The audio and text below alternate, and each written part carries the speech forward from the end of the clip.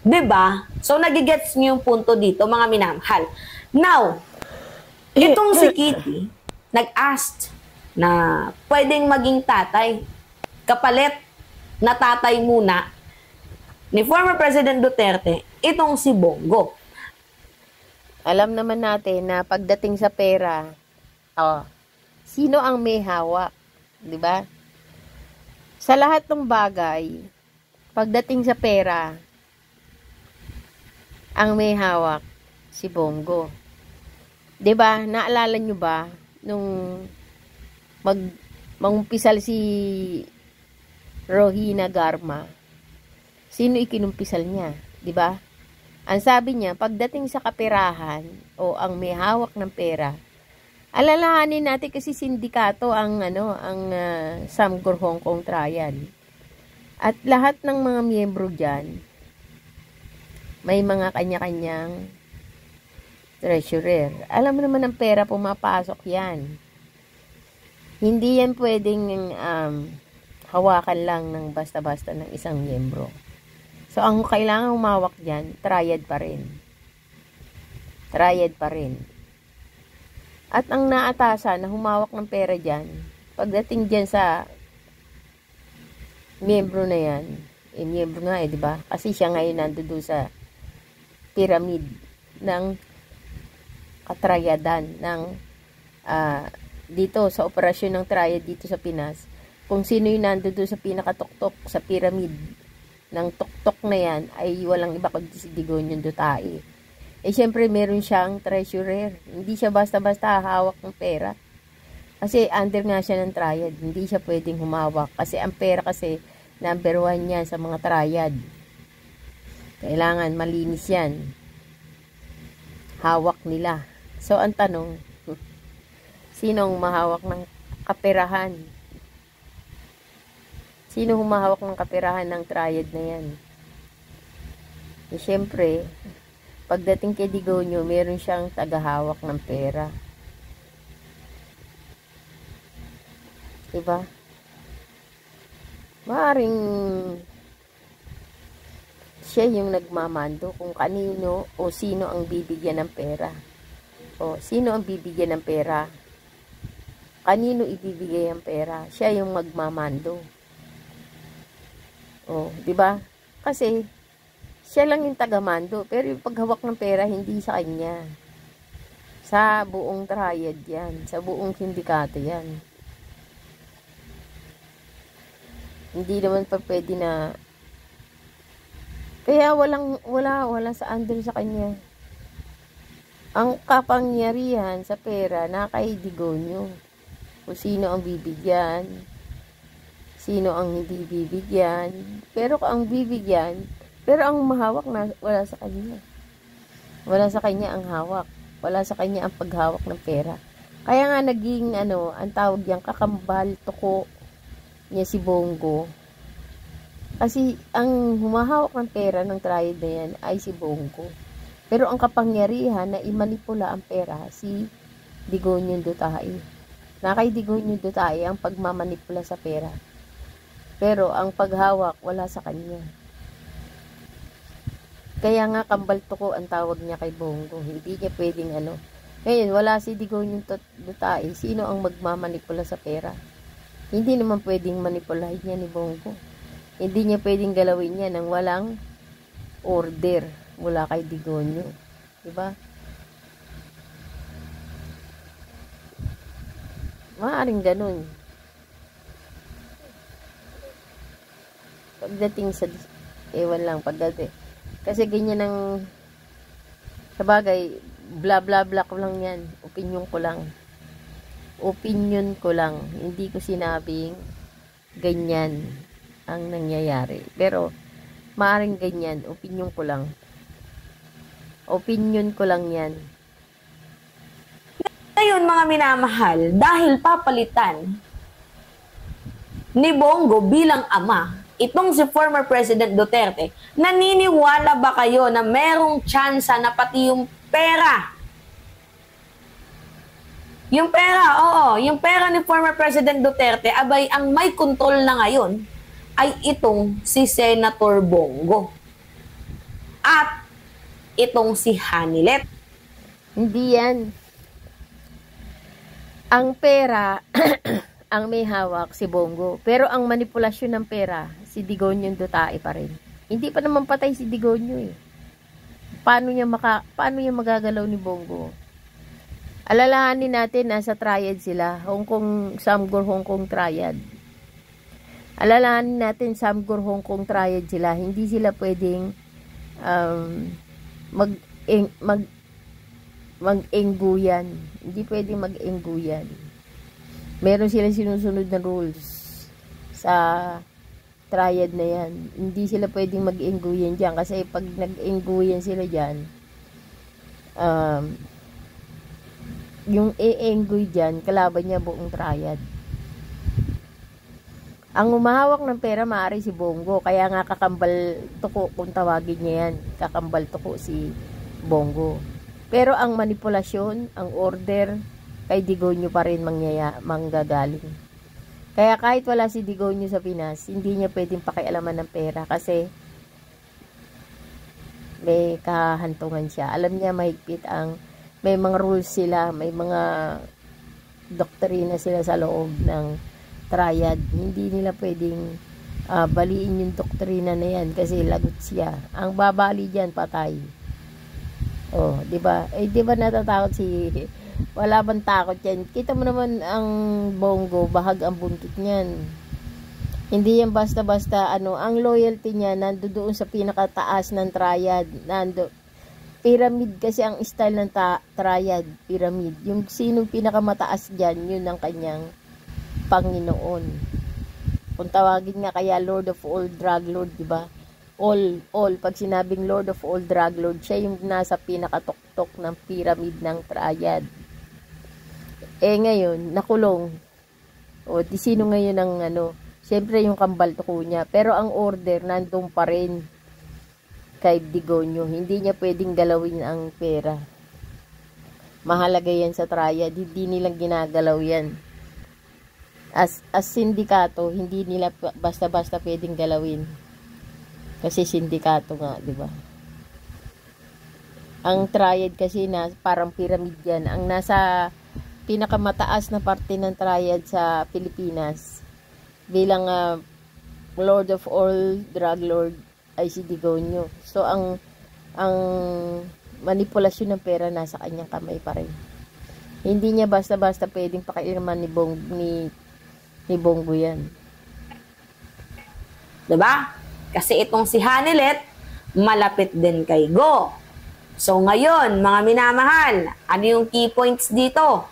Si Sara Duterte, di umano, abay galit dito kay Bongo. Kasi malapit din daw pala itong si Hanilet. Kalokohan yan. Hindi magagalit si Sara kay Bongo pagdating sa pera. Kasi ang joint bank account, sino ang nakalagay sa joint bank account ni Digonyo? Di ba si Sara Duterte? So kung si Digonyo may kapangyarihan sa pera, may kapangyarihan din si Sara kasi joint bank account. Pwede ni kalkalin ni Sara ang pera kasi joint bank account siya sa ama niya. So, ang may kapangyarihan sa pera, si Sara, hindi si Bongo. Pero, pwede naman, ang inuutusan ni Digonyo sa pera, kasi under ng Hong Kong triad nga itong si Digonyo, ay si Bongo. So, ibig sabihin, kung magkano ang ipapasok ni Bongo sa kung anong uri ng activity meron ang kanilang Hong Kong triad, kung yung kanilang Samgor Hong Kong triad, si Bongo ang pwedeng utusan ni Digonyo. Kaya ang ang kapangyarihan ni Bongo sa pera ni Digonyo ay doon sa 50% ng pera na nakalagay doon sa joint bank account ng mag-ama. So 50% kasi diyan ay nasa kapangyarihan ni Dutae, ni Digonyong Dutae. At yung 50% nasa kapangyarihan ni Sara Dutae. So, kung halimbawa yung 50% kukunin ni Digonyong Dutae, ang 50% na yan, ang may hawak niyan ay si Bongo. At ngayon, ang 50% na yan, ang mamanipula niyan si Digonyo. 'Di ba? Si Digonyo. Ngayon wala si Digonyo. Hindi pwede pakialaman ni Bongo ang 50% na nandoon sa joint bank account ni Sara at saka ni Digonyo. Hindi pwede pakialaman ni Bongo 'yun. Kasi ang pwede lang makialam doon si Sara. Kasi siya lang nandoon sa pangalan. Joint bank account lang yun ng kanilang mag-ama. Ngayon, para makuha ni Bongo ang pera, kailangan merong order mula kay Digonyo. Or kung pakikialaman ni Bongo ang pera, kailangan dumaan muna siya sa kamay ni Sara Dutae. Kasi si Sara Dutae lang ang nandoon sa joint bank account ng ama niya. So, ang magka-joint bank account ay si Sara Dutae at ang kanyang ama. Kaya malamang sa alamang, nagkakaaway itong si Bongo at saka si Sara Dutae dahil baka may hinihiling o humihiling si Bongo ng pera pero hindi niya makalkal gawa nga ng kapangyarihan ni Sara Dutae. Hindi kasi basta-basta makukuha yan ni Bongo. Kasi ang nakalagay sa joint bank account ay si Sara Dutae. Pero si Sara Dutae, kailangan naman humingi ng permiso sa kanyang ama. Dahil silang dalawa lang naman ang magkaroon, ang may kapangyarihan dyan sa joint bank account na yan ng mga sindikato. At itong si Bongo, hindi lang natin alam, abay baka meron na palang eksenang ganap dyan sa pamilyang third party nang hindi natin nalalaman. Siyempre, single ngayon si Hanilet. Diba? At mapera. Gawa nga. Maaring si Hanilet humihingi ng pera kay Bongo.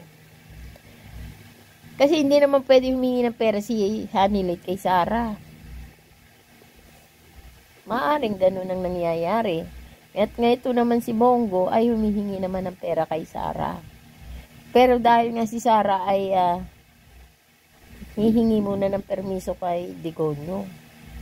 Hindi naman pwedeng kalkalin ni Digonyo yung 50%. Oo, may kapangyarihan si Sara kalkalin yan. Kasi nasa kanya rin naman yung 50% ng pera. Pero, pag kinalkal niya yan, ang ibig sabihin, yung kinalkal niya, yung pera niya. Hindi yung pera ng ama niya. Kasi sasabihin ni Digonyo, ikaw nagbigay dyan eh. Meron ba akong order na bigyan mo sila? O, di ba? Hindi na ba taga si Sara na basta-basta kakalkalin niya yung pera niya. Tapos ibibigay kay Bongo. Pera niya yun eh. Pero pag walang order, si Digonyo, nakalkalin yung pera niya, hindi naman pwede kalkalin ni Sara. Kasi kailangan muna dumaan sa order ni Digonyo. Ngayon, humihingi siguro si Bongo at hinaaway siguro ni Hanilet. Kaya ito naman si Hanilet, si Sara, nag-aaway sila ni Bongo. Sasabihin niya, hindi pwede. Ang pera ng ama ko, pera ko rin. O, di ba? Pag wala akong order, wala kayo. Ang nangyayari yan, kawawa yung mga ikalawang pamilya. Di ba? Kasi, kailangan mo nang aprobahan ng anak sa unang pamilya. At alam mo naman, siyempre, pag una at pangalawang pamilya, meron niyang awayan. So, may mga alingas-ngas yan. So, ang mangyayari, pero nagtataka ako, di ba? Yung daloy ng hindi manghihingi ng pera si Hanilet kay Bongo. Kasi si Hanilet nakalagay din naman doon sa dinadaluyan ng katas ng sindikato. May pera din naman pumapasok kay Hanilet eh.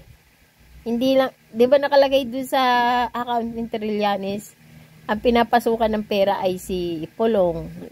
Sila eh, si Baste. Pero yung porsyento ba, yung laki ng pumapasok ng pera, milyon. Pero siyempre, mas malaki kay Sara at saka kay Digonyo. Pero ibig ko sabihin, kung yung katas ng sindikato nila, mayroon din portion niyan o mayroon ding porsyento niya na pumapasok sa pangalan ni Hanilet eh. Kasi nakalagay dun eh, dun sa report ni Trillanes, na yung pinapasukan ng pera ay si Baste, si Polong, si Hanilet, si Sara, at saka yan si Digonyo. 5 sila eh. 5 silang pinapasukan ng katas ng sindikato eh. Kaya imposible naman na manghingi pa si Hanilet eh. isa rin naman siya sa sa pinabagsakan ng katas. 'Di ba? Isa rin siya doon sa isa rin siya doon sa sumasahod sa katas ng sindikato. Kaya ibig sabihin, nakaproportion yung yung katas. Hindi lang naman yung mag-ama ang pinapasukan ng katas. Pati din naman yung mga pamilya niya, si Hanilet, si Baste, si Pulong, si Sara. Meron, lahat sila pinapasukan. Kaya ibig sabihin, hindi naman pagdating siguro sa pera ang magiging sistema ng ng awayan ng mga yan. Maaring hindi ko naman sinasabing mali ito si Mima. Pero maliwanag sa sikat ng araw doon sa pinagbabasihan natin yung report ni Trillanes kasi yung bank account na inireport ni Trillanes, ang nakalagay doon ay 5 katao ang binabagsakan ng katas ng sindikato, 5 katao. Si Pulong, si Baste, si Hanilet, si Sara at saka si Digonio. So ibig sabihin, kung meron man pag-aawayan yung mga yan pagdating sa pera, siguro pagdating na lang sa pera ng matandang dutae ko mga nakakulong, pero hindi naman nila pwedeng galawin kasi naka joint bank account kay Sara. So ibig sabihin, yung Reyna, kaya nga sinabing save the queen, kasi ang pinaka-Reyna ay si Sara. Okay? Joint bank account siya ng ama.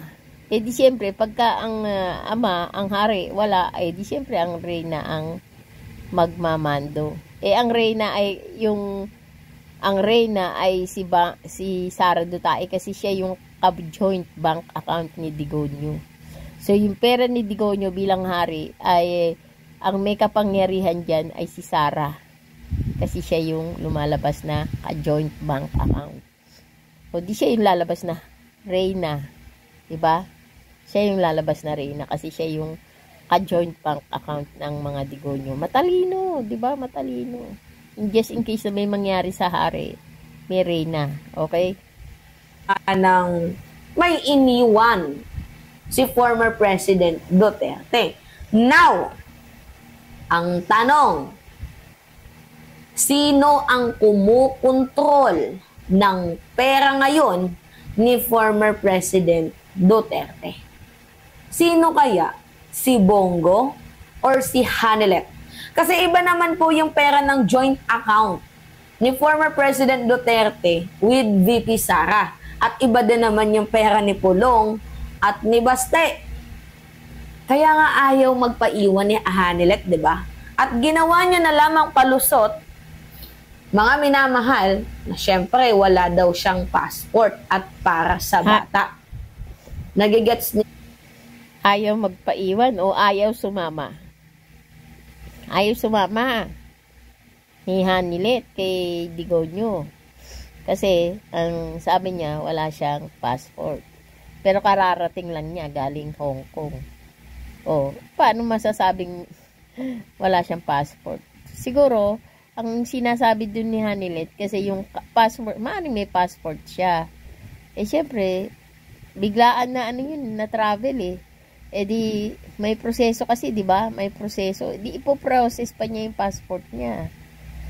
Hindi naman niya, pwede ba yon yung kararating mo lang tapos travel ka na agad nang walang proseso? Kaya siguro yun ang ibig sabihin. Pero, ewan ko lang may passport siya, FYI. Inyo yung punto dito. Ito, usap-usapan lang to. Pero there is a big tendency na baka si Bongo na ang humahawak ng pera ni former President Duterte. Lalo pat mukhang itong si Gulang din naman ang nagtaksil kay Digong.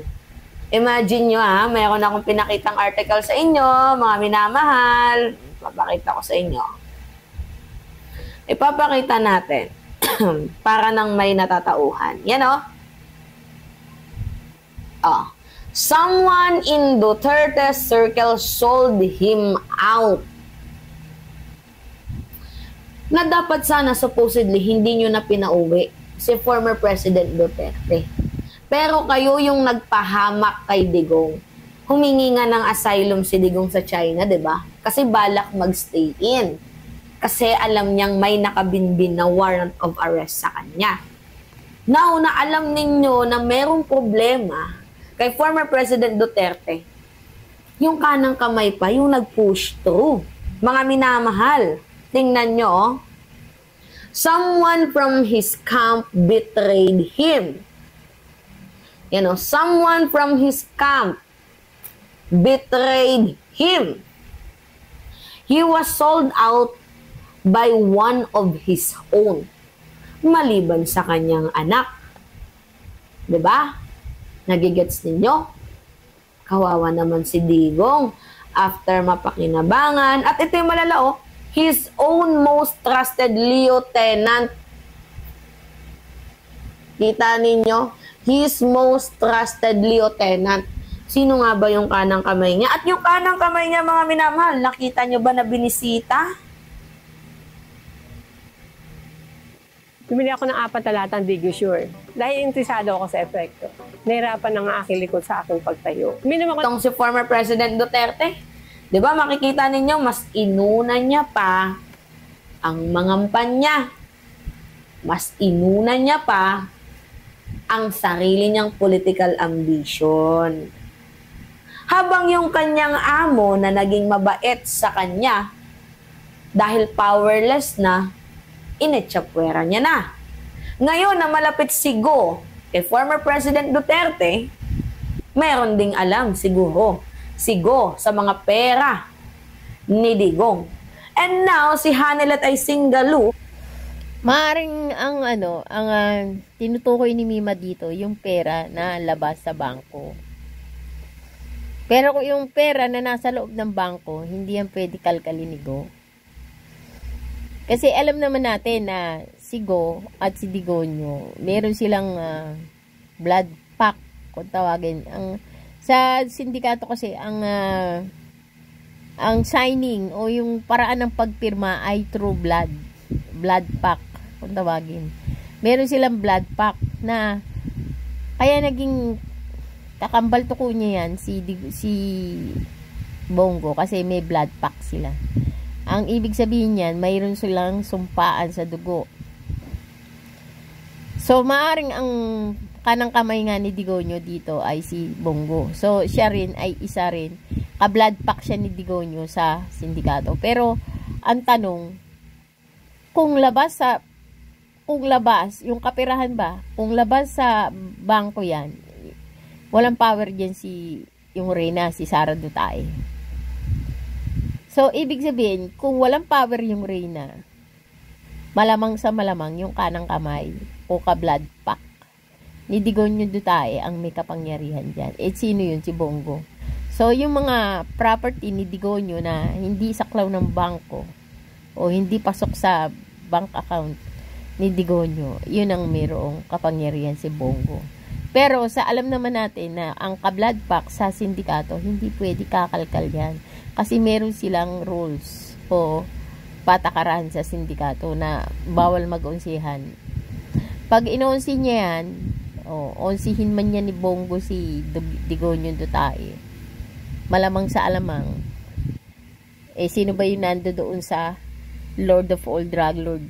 Siya yung nando doon sa pinakatuktok ng pyramid ng Samgor ng Triad So, ibig sabihin, sa Pinas yan sa Pinas. Hindi yan sa sa ibang bansa o hindi yan sa Hong Kong. May mga kanya-kanya kasing yan, alam naman natin na si Michael Yang ang isa rin sa sinasabi. Paano ba napasok dyan si Digonyo? Siyempre, through Michael Yang. So, ibig sabihin, hindi yan basta-basta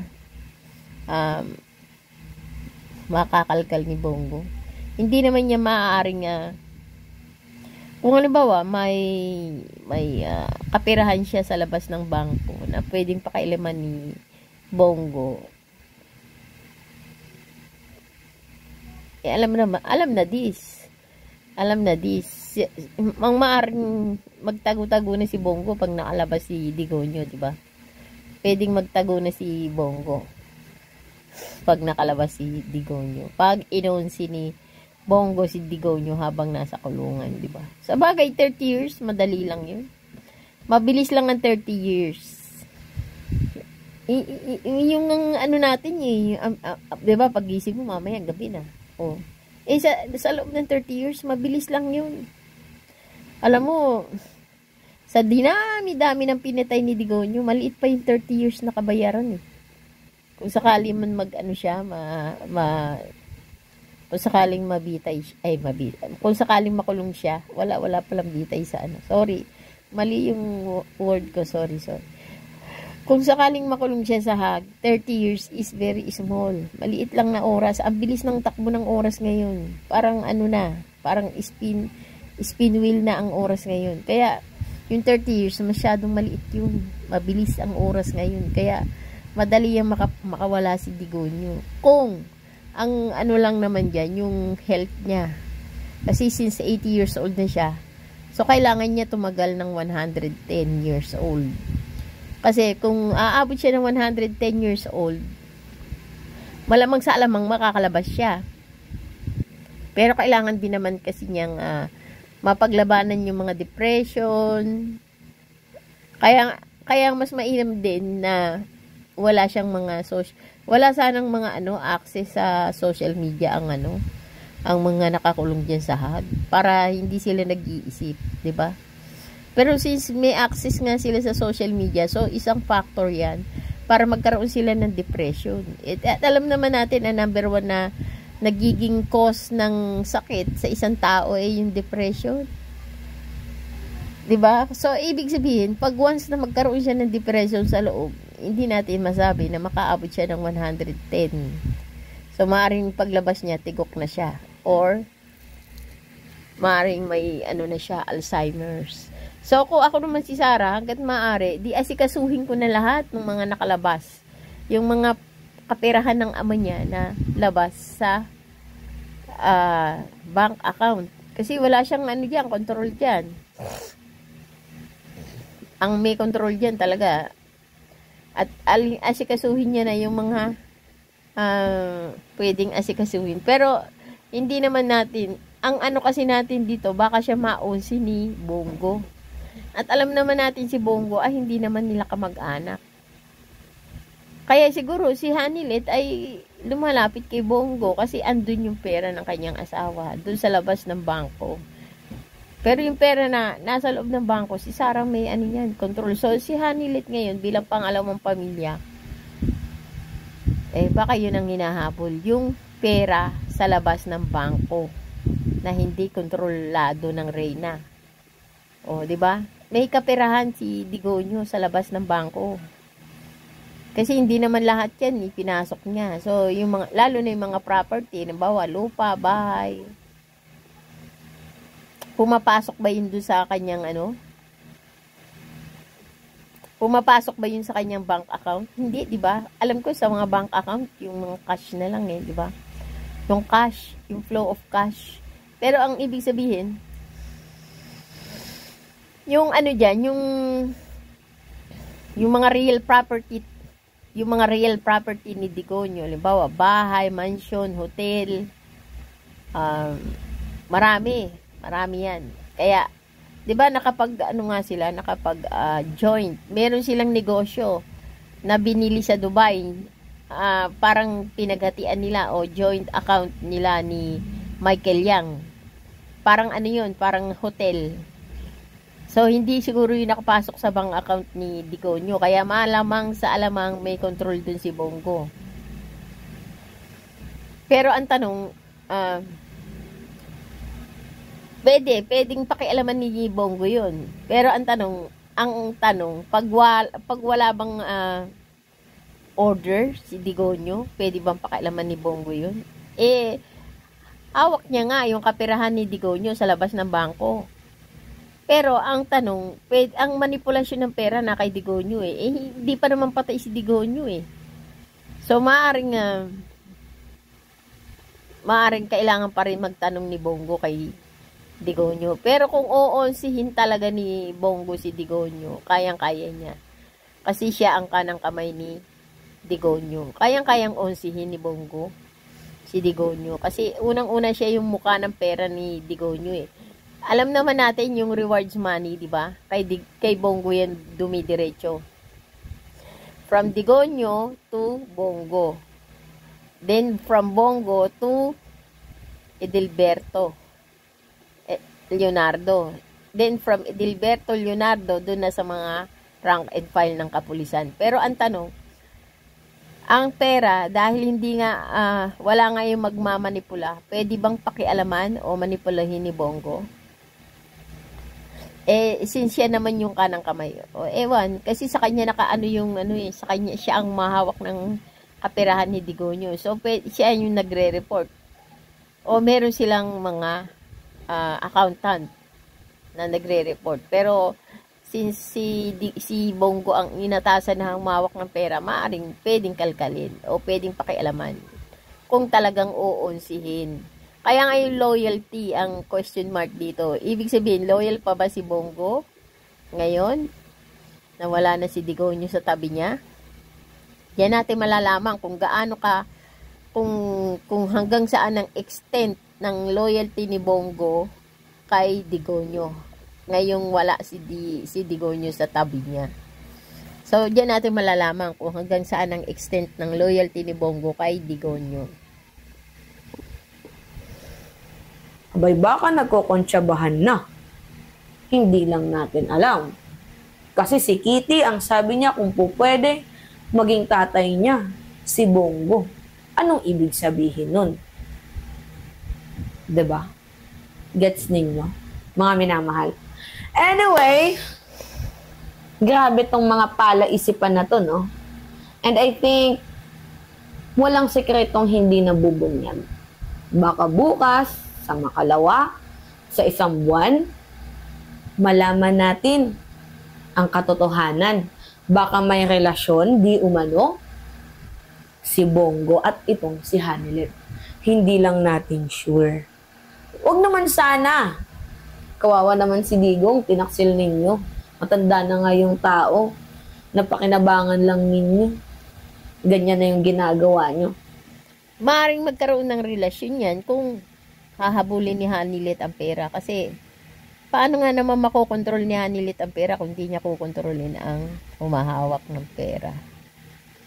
So, dahil nga sa ganyan, sa pagkontrol sa pera, kasi alam ni Hanilet, pera yun ang asawa niya. Yung labas sa bangko, ay pera niya na yan. Maaaring pera niya yan. Pero, sa legalidad, kailangan makuha niya yan sa legalidad.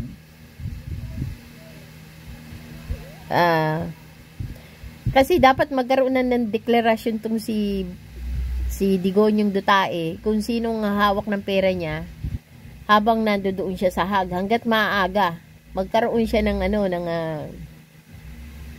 declaration of authority, yung otoridad ba kung sinong hawak ng pera niya habang nandoon siya sa Hague, Netherlands. Di, kung meron siyang gano'n na parang palalabasin niyang representative niya o may kapangyarihang umano ng pera niya, since kasal naman yata si Hanilet or kasi kung hindi kasal si Hanilet, talo siya. Pero si Katie, bilang anak, may karapatan siya sa kayamanan ng ama niya. So, daanin ni Katie sa legalidad. Bakit hindi niya hingin ang otoridad sa kanyang ama na hawakan yung pera niya na wala sa labas ng kanyang bank account. Kasi yung nandoon sa loob ng bank account, hindi pwedeng kalkalin yun kasi nakaisara yun. Pero yung nandyan sa labas ng bank account ng Digonyong Dutae, sino ang hawak dyan? Sino ang hawak dyan? Yun ang dapat na maliwanagan. Kasi kailangan mawalan ng kapangyarihan dyan si Bongo sa mga property ni Dutae. Pero since, ewan ko lang, tanungin natin kay ChatGPT, is Bongo ay representative of Samcor Hong Kong Triad? Kung ang Samcor Hong Kong Triad ay hawak si Bongo, maaring kontrolado ng Samcor. Pero tanungin natin si ChatGPT kung kontrolado ba ng Samcor Hong Kong Triad ang kapirahan ni Digonyong Dutae na labas sa bank account niya. Tanungin natin si ChatGPT. Okay ba?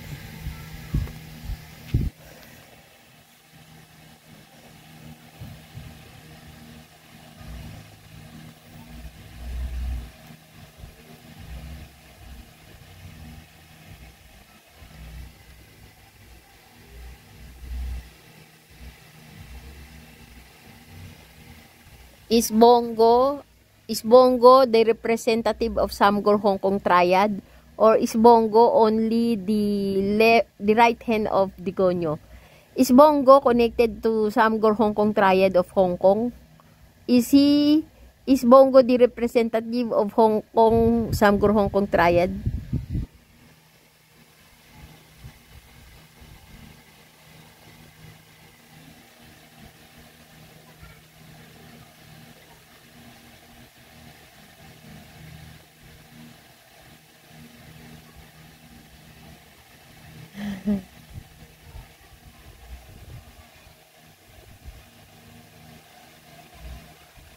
Ay, hindi niya alam.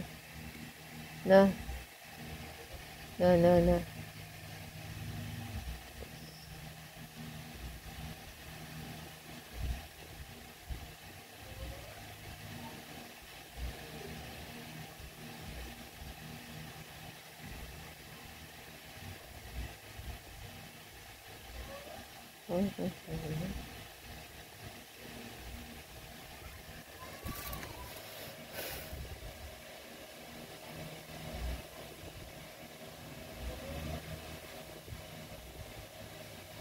Sabi dito, I understand your concern regarding possible connection between Senator Bongo and the Samgor Triad, also known as Company, a major transnational organized company crime syndicate based in Hong Kong.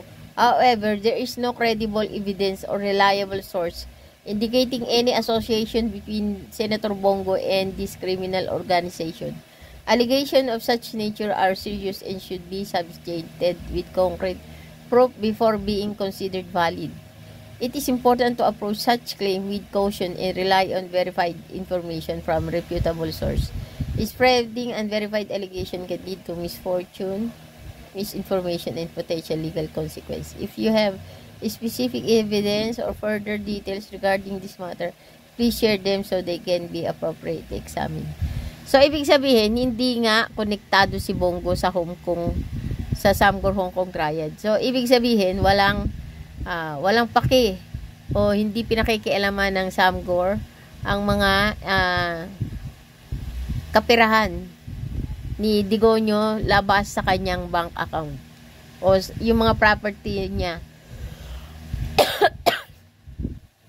Is Bongo has the power over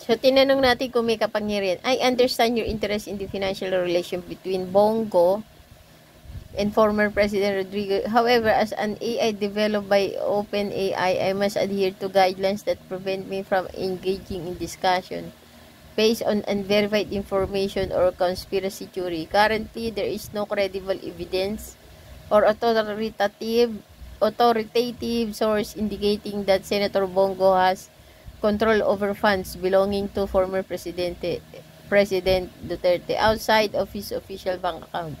Allegations of this nature are serious and should be blah blah blah. So, ang sabi ni ChatGPT, wala naman daw control si Bongo sa kapirahan ni Digonyong Duterte labas sa kanyang bank account. O di ibig sabihin, kung labas sa bank account ni Digonyo Duterte ang kapirahan, walang control si Bongo. Eh, saan may control si Bongo? Yun ang tanong. And, what aspect of Digonyo?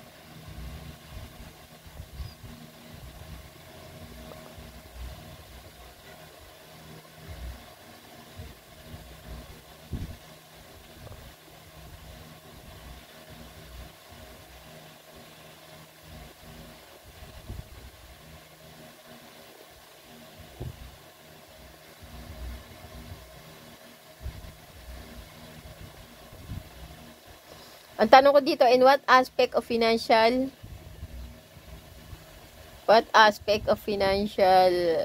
status of Rodrigo Roa Duterte has Senator Bongo have control? So, ano yung aspect? As of, there is no publicly available evidence confirming that Senator Bongo has control over any aspect of former President Rodrigo Roa Duterte's financial affair. While Senator Bongo has been a close aide and confidant of Duterte for many years, both have publicly denied claims suggesting undue influence or control over each other's decision or finance.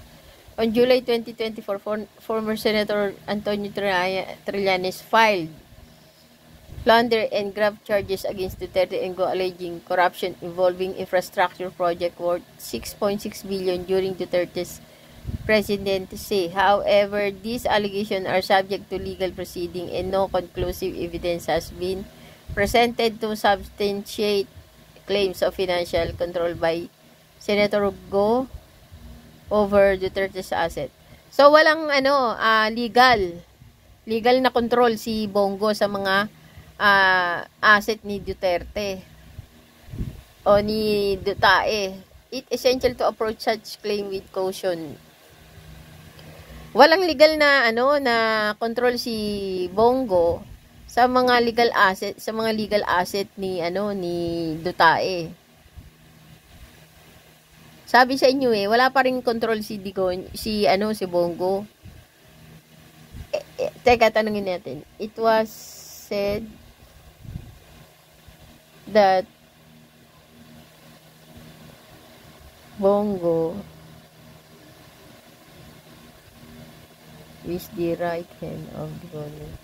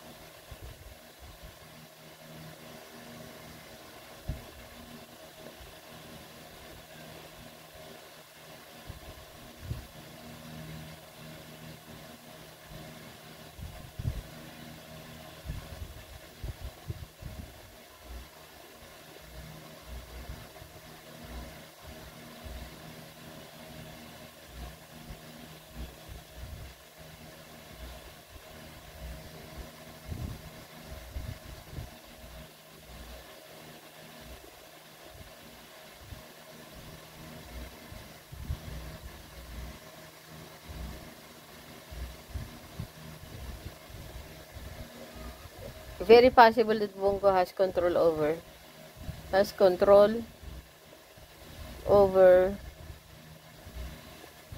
Rodrigo asset.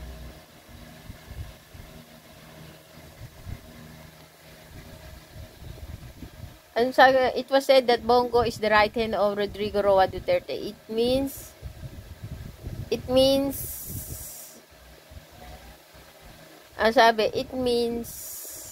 all aspect of life Rodrigo Roa Duterte, Bongo has control. Very possible that Bongo has control over Rodrigo assets. Senator Bongo has been a close aide and confidant of former President Rodrigo since 1998, serving in various capacities, including special assistant to the President. So, special assistant, and later as senator. This long-standing professional relationships have led to perception of his significant influence over Duterte's decision. However, there is no publicly available evidence confirming that Senator Bongo has control over Duterte's personal asset. In fact, Duterte has publicly denied allegation that Go exert undue influence over him, stating he does not control me. Allegations have been made regarding financial misconduct involving both Duterte and Go. For instance, in July 2024, former Senator Antonio Plunder graft and charges against them alleging anomalies in infrastructure. Yun lang. Kasi yung yung sinasabi lang dito, yung alingas-ngas nung dalawa, yung 6.6 billion. 6.6 billion na Ang sinasabi lang dito na alingas-ngas nung dalawa, yung 6.6 billion Duterte's presidente, Anti-Money Laundering Council. Basahin na nga natin. Allegation have been made regarding financial misconduct involving both Duterte and Go. For instance, in July 2024, former Senator Antonio Trillanes IV filed plunder and graft charges against them, alleging anomalies in infrastructure project worth 6.6 billion. Kagigising lang kasi ni nanay. Mukhang maganda ito.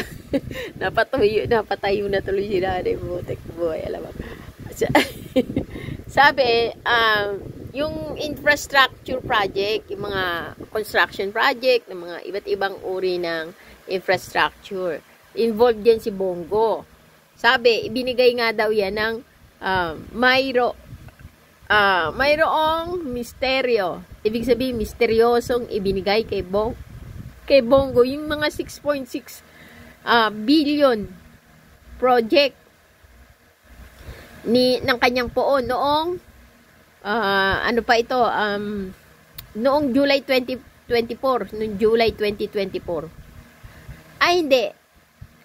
In July 2024, former Senator Antonio Trillanes IV filed plunder and graft charges against them, alleging anomalies in infrastructure project worth 6.6 billion during Duterte's presidency. Additionally, the Anti-Money Laundering Council, AMLC, has been mentioned a discussion about potential investigation into Duterte's asset, especially in light of internationally scrutiny. Rolling Stone. So, ibig sabihin, mababasa mo yung balita na yun ay sa Rolling Stone PH, GMA Network News and Entertainment.